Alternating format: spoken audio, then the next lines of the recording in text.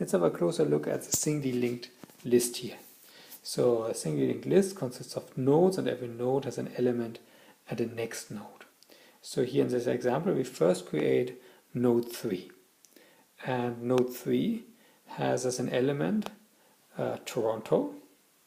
And we do not specify a next node, and in this case, the default is that the next is then set to none. Next, create a node 2. Node 2 has as element Seattle, and the next node is node 3, so we point here to node 3. Then we have node 1. Node 1 as element has Rome, and the next node is node 2, so we here point to node 2.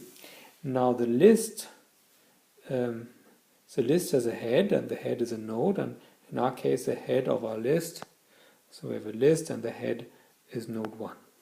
So the list points to node 1. Now if we want to print the list, and we use this method here, so the current node is set to the head, so the head is node 1, and now we print the element of the current node, so that means we print Rome. And then we set the current node to the current node next. Now the next is node 2. So now in the next iteration of the while loop, we print the element of 2, that is Seattle, and then we set the current node to the current node next, which then is node 3.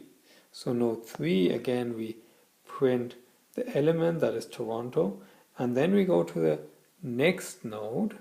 So now the next node, node 3 does not have a next node, so that's none. So now the while current node, so there's no current node, so that evaluates to false, and we leave the while loop.